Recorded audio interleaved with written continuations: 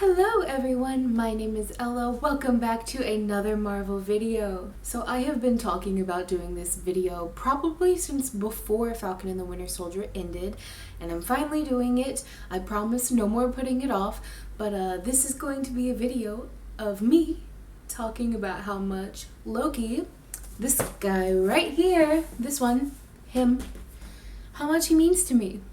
Now, before I get any further in this video, I do want to state that I will be discussing mental health, an attempt of suicide, just depression in general, and things like that. So if that is something that will upset you, please do not watch any further. And also, because as a Loki stan, I know how upsetting this can be to people, I will be discussing Infinity War and Loki's death. Not in detail, we all know what happened. But I will be touching upon it, so if that is also something that you feel like you cannot handle, please do not watch this video. Now, without any further ado, let's start talking about the God of Mischief, shall we?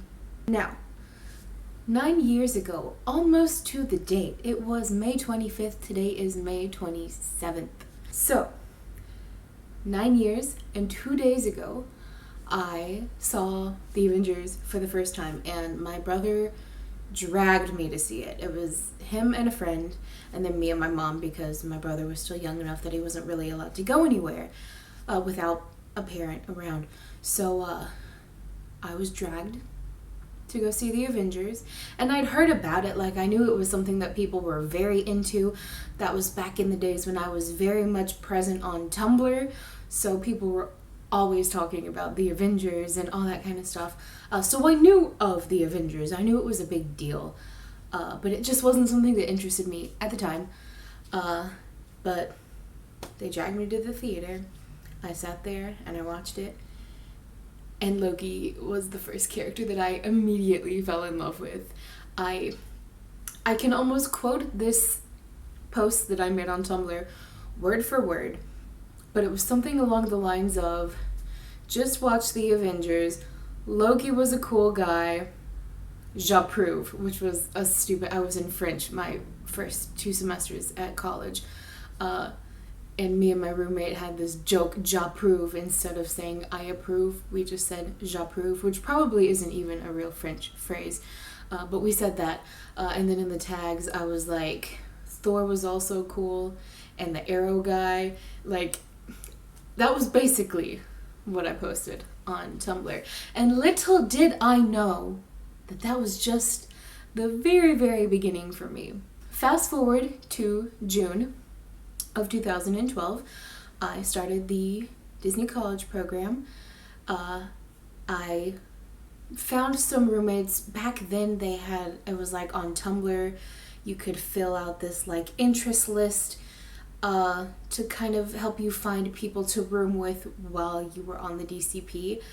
And I found my immediate roommate, and then there was one more, and we kind of like had the same interests, and I believe my immediate roommate was the one that reached out to me and was like, hey, we have this other girl, and you sound like you would work perfectly with us. Do you want to room with us? And I was like, of course I do. And so those roommates were very big on Marvel, very big on like movies in general. I remember they went to see whatever Batman movie came out that year. I think that might have been The Dark Knight Rises. They saw that like at midnight and dressed up. They saw Men in Black 3 when it came out. They were just such big movie buffs.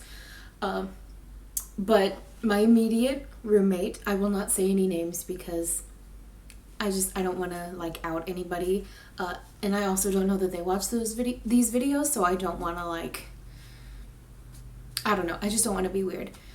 So my immediate roommate had so many different like little Loki figurines and everything around her room, and I was like, that's so cool. I also really enjoy Loki, and that really just kind of like strengthened our roommate bond. And eventually, over the few months that I was at the DCP, they ended up getting me to like start watching the Marvel movies. We started with Iron Man and worked our way through to what had been released that far, which was The Avengers. And really, like, it just, like, that was that. That got me into Marvel. That got me even more into Loki. and that was just it. And like Loki was just like a thing in like our entire 8 roommate apartment. When I say entire, there were 2 or 3 of our roommates that weren't quite on the same level of Marvel excitement that we were on. But we kind of unintentionally made it a whole apartment thing. We would steal my immediate roommate's Lokis and hide them all over the apartment so that she could find them. We hid one Loki in a freezer because, you know, he's a frost giant. Silly little things like that. But we all had fun. We were such perfect roommates. And I really wish we'd gotten more time together. But aside from that, as many of you who have been with me in my regular videos know, my DCP ended badly. I was bullied. I had some stuff go on at home, which led to me attempting suicide and getting put in a hospital, and ultimately having to go home. And the one constant my brain could cling to between being at the DCP with all of these friends that I had just met and that I loved and still wanted to be around, and then getting put back home, was Loki. It was Marvel, but it was mostly Loki. Like, that was the one string that made me feel like I was still connected to my roommates back in Florida. And I clung to that. To this day, I don't know why it was specifically Loki, but it was. And I would have dreams about Loki that were encouraging me to keep fighting and to keep going on, even though it was really tough. And it was tough. If you've seen some of my videos about my time at the DCP and after the DCP, I really struggled being back home. I hated my parents for bringing me home. I hated being at home because it meant that I wasn't at the DCP. And I hated not being at the DCP because that was where I wanted to be. But Loki was the one constant, the one character that I clung to. Loki was probably the first comfort character I had before I even knew the phrase comfort character. And that has just kind of been a constant. Even now, Loki is one of my main comfort characters. Not shortly, it was a year after 2013, The Dark World came out. And clearly Loki was in that, and I was excited about that. But even like from then on, between the rest of the Marvel movies and pretty much to Infinity War, I was a very casual Marvel fan. Like, I'd rewatch the movies and everything when I wanted to, but I wasn't like diehard or anything like that. And then Infinity War came out. Actually, I lied. Not Infinity War, because I forgot the most important movie that came out that might possibly be the best Marvel movie ever created. It is. Thor Ragnarok came out 2017. That was my first semester here at UCF. I went with a roommate because I didn't want to go alone. I got a cute little popcorn bucket and a cup that was themed to Ragnarok. It's somewhere in my room. I think it's right over there. But it's holding stuff, so I can't bring it over here. But I got that, and I saw the movie, and even before I was there in the theater and I saw the first trailer for it, I was like, oh my gosh, I can feel the Loki fangirl in me coming back to life. And truly, it did. Like, it was like right back to 2012. I was just like all about Loki. It was so great. And then Infinity War happened, and they killed Loki off in the first 10 minutes, and I was devastated. I do not quite remember what exactly happened in the theater. I just know that I cried as soon as I realized what was happening. And the funny thing is, my brother saw the movie before me, and when we were driving to go see the movie, he was like, you know, I just want you to be prepared. The movie hits the ground running right out the gate, so just like be prepared. And in hindsight, I was like, oh, that was him telling me that Loki is going to die and that I need to be prepared for that. So I was grateful for that after the fact. But that devastated me. And somehow that reawakened in me, or I guess really just wakened in me, because like I said before, I'd never really been like diehard Marvel before then. I saw the movies and everything, but that summer 2018 was truly the time I grew into being not only a Loki stan, but a Marvel stan. That whole summer, I spent rewatching all the Marvel movies. I would have different marathons for each character, things like that. It was something. 2018 was a time to be alive. But and since then it's kind of been, the same. I'm big on Marvel, clearly. Marvel is just one of the fandoms for me. It's one of my main fandoms.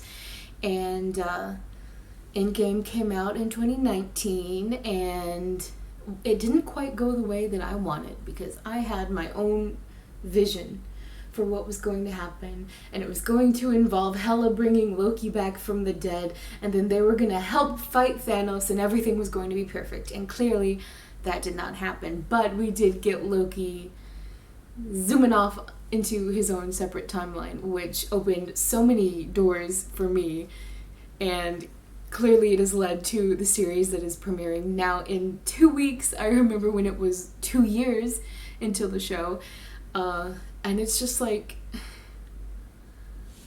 I don't know, like when I think about the person I was when I first saw Marvel's The Avengers, and then the person that I am now, it's just, they're not even the same person.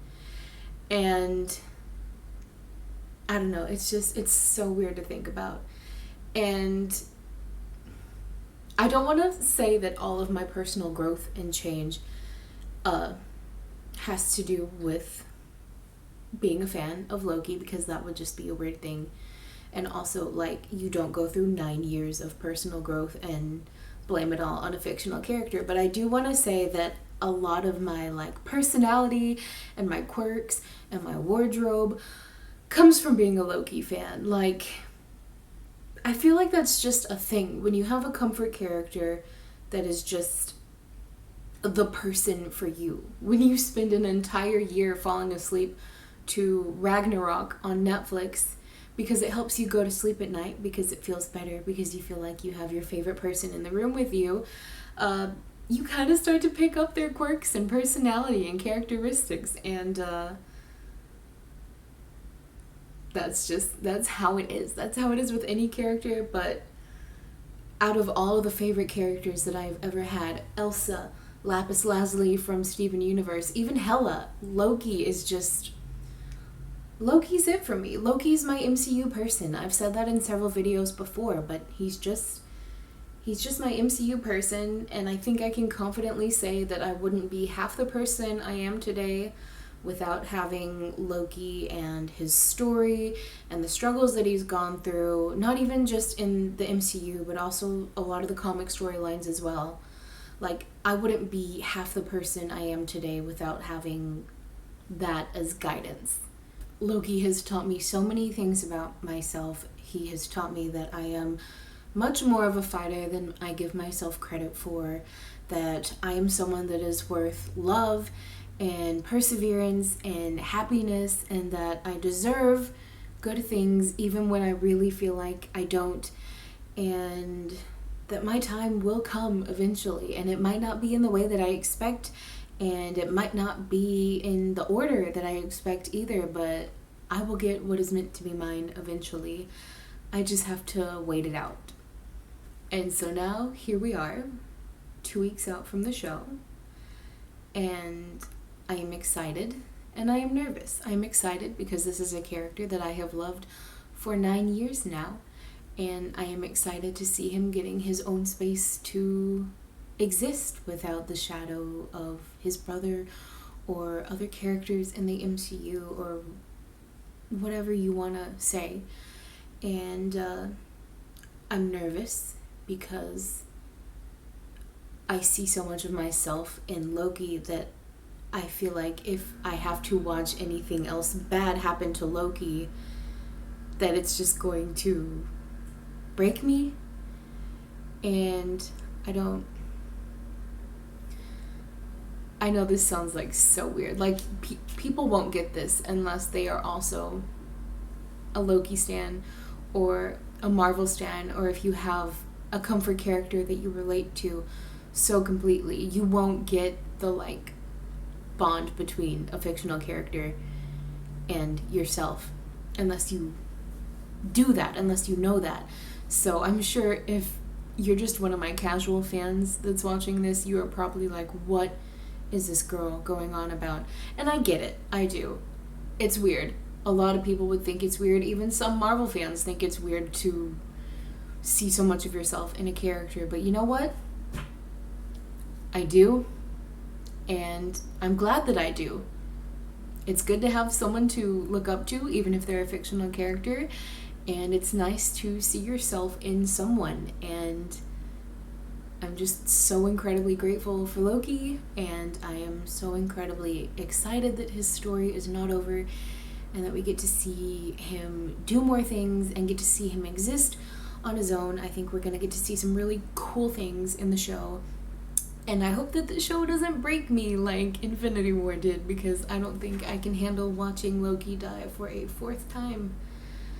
I really don't think I can. So yeah, that was a very rambly, very all over the place story of Loki's place in my life and how I have grown as a person that loves Loki. I sound crazy. I know I do. I know I sound crazy, but I'm so incredibly happy that I have a character that I love so much and see so much of myself in. I know I've said that like 5 times in this video already, but I cannot express how good it feels to see yourself in popular media. And frankly, I can't wait to see what happens in the show. I'm excited. Alright, before I start getting emotional and crying on camera, that will do it for this video. Next week's video will be me theorizing about what I am hoping or wanting to see in the Loki show. I will probably be referencing some comics as well as plot lines maybe in some of the shows that I think could still have potential, despite the fact that they have been nixed. But yeah, I don't want to get too much into it in this video because I do want to save that all for next video. But if you enjoyed this video, please give it a like, subscribe to my channel if you haven't already, and if you'd like to be notified of when I post a new video, go ahead and click that little notification bell right down there. Thank you all so much for watching, and I will see you all in the next video. Bye! Listen here, buddy. If you die in this show, I will kill you. I will kill you if you die in this show. You got it? We good? Okay.